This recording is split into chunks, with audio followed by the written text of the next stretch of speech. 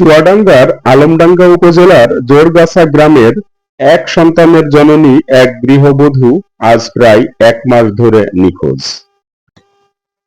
৬ বছরের শিশু সন্তান এখনো তার মায়ের অপেক্ষায় প্রহর গুনছে। স্থানীয় সূত্রে জানা যায় যে গত ৫ মাস আগে এই গৃহবধূ আরেকবার এই বাড়ি থেকে নিখোঁজ হয়ে গিয়েছিল। এই মেয়ে নাকি এর আগেও নাকি একবার হ্যাঁ এনে এক বছর গ্যাস মতো যায় মা বাপ খুব সামনে করে দিল দিছাইলে আবার ঘরে তুললো প্রেম ভালোবাসা জানো না কেন তারা ভালোবাসার বউ আচ্ছা দিবে শুধু দিয়েছে দিদি হলো আবার সে বিয়েটি করে আবার ফের নিয়ে আনলো ঘরে। এই গৃহবধূ নিখোঁজ হওয়ার একদিন আগে পাশের বাড়ির এক মহিলার কাছে তার পরিবারের অসচ্ছলতা এবং ঋণের কথা বলেন। ফিরবতে এখানে দিনাদাই শোধ বেরুক তারপর আমরা আসবো আমি আবার না মেয়েকে না থাকবো না তাই নয় বুঝলে রাত্রি চল গিয়েছে আবার সকালে শুনছি চল গিয়েছে। অবুঝ শিশুটিও জানে না যে তার মা কোথায় আছে। তোমার আম্মু কোথায় গেছে? আচ্ছা, কোথায় গেছে তুমি জানো? গৃহবধূর শ্বশুর জানান যে পরিবারে কোনো সমস্যাই ছিল না, কিন্তু কেন চলে গেল সেটা তাদের অজানা। সন্ধ্যাবেলা খাইয়ে দিয়ে গিটার বউ খেলিয়ে মানান ধরে ফিরে আসে, কোনো ঝই ঝগড়া নেই কিছু নেই, বুঝেছেন। তারপর সকাল হয়ে গিয়ে দেখি বৌমা নেই, ছেলে হাঁপাই চাপাই দিকে সাইকেল ফোর বাড়তি গা আমা খাইনি, এমন কি ব্যাপারটা গা গামা কেন বলছে তুমি তো ছেলে তোমরা ঠিক পাওনি, আমরা তো ঠিক পাইনি। নিখোঁজ গৃহবধূর স্বামী শলক তিনি বলেন যে পারিবারিকভাবে আমাদের মাঝে তেমন কোনো সমস্যা ছিল না, সংসার ভালোই চলছিল, কিন্তু কেন তিনি চলে গেল সেটা আসলে তিনি জানেন না। রাগারাগি নাই, রাত্রেবেলা একসাথে শোয়ার পরে সে আমার কাছ থেকে ভোরবেলা এক পর্যায়ে উঠে চলে গিয়েছে। আমি সকালবেলা উঠে দেখি আমার পাশে আর নাই, আমি অনেক খোঁজাখুঁজির পরে তার আর পায়ে নাই। এক পর্যায়ে তার বাপ মার বাড়িও গিয়েছিলাম। তো সেবার চলে গেছিল তখন কি কোনো গন্ডগোল ছিল? জি না, তখনও কোনো গন্ডগোল ছিল না। আর এদিন যখন চলে গেছে তখন কোনো গন্ডগোল? জি না, কখনো গন্ডগোল ছিল না। মেয়ে যাওয়ার পরে কতক্ষণ পর তার বাপ মা জানতে পারছে? সে যাওয়ার পরে 2 ঘন্টা 2.5 ঘন্টা পরে জানছে। আচ্ছা, তো তখন তার বাবা মারা কি বলছে? তার বাবা মার কাছে আমি খুঁজতে গিয়েছিলাম তাদের বাড়ি, তার বাবা মা বলে যে আমাদের বাসায় আসেন। আচ্ছা, ঘটনার অনুসন্ধানে বের হয়ে এসেছে যে এই মেয়েটি এর আগেও একবার চলে গেছে এবং তার ফোনে অন্য কারোর সঙ্গে পরকীয়া ছিল, এটা স্থানীয়রা জানান।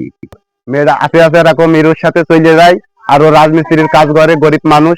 ওর আর আসের আজানের সময় কাজে যায়, 8টার সময় যায়, আসের আজানের দিক বাড়ি আসে। বউর কাছে থাকে বাটুম মোবাইল, বউ এদিকে কার সাথে ফোনে কথা কইয়ে কইয়ে কইয়ে মোবাইল দিয়ে স্বামী আসার ভাব দেখে, তখন মোবাইলটা কাইটে দিয়ে ফোনটা নাম্বারটা ব্ল্যাক কাইটে দেয়। তখন কিছুদিন আগের থেকে শুনছি যে রাত 1টার পরে চলে গেছে, মানে এদের ভাষ্য মতে 1টার পরে যখন চলে গিয়েছে, এর আগে একবার চলে গেছে। আচ্ছা, সেইবার আছে মানে মনোমালিন্য হয়ে চলে যাওয়ার পরে আমি একবার নিয়ে আসছি, এই আমি এবারে এক চাচা নিয়ে আসছি।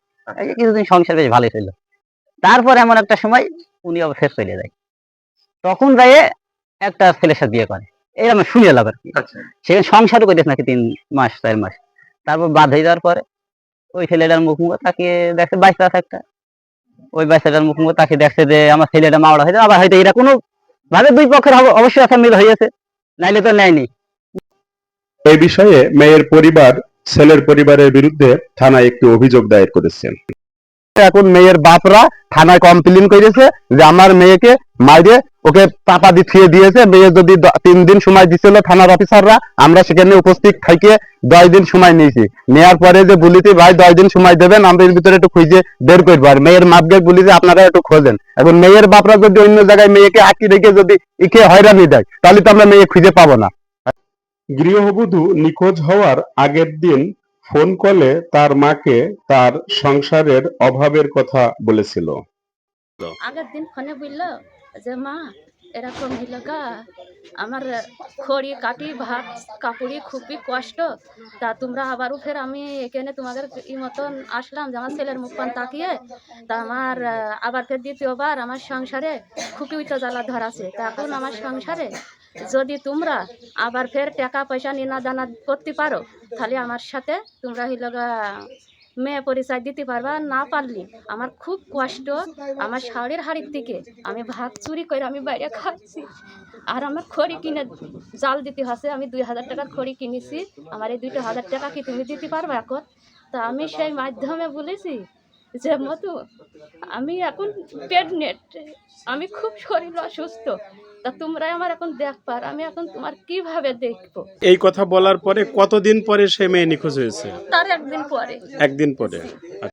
নিখোঁজ হওয়ার 1 মাস অতিবাহিত হয়ে গেলেও কিন্তু এখনো সন্ধান মেলেনি এই গৃহবধূর। আসলে এই গৃহবধূ নিখোঁজ হওয়ার পিছনে কি অন্য কোনো কারণ আছে? স্থানীয়দের মধ্যে কিন্তু নানা প্রশ্ন ঘুরপাক খাচ্ছে। হাশেম রাজ, S24, চুয়াডাঙ্গা।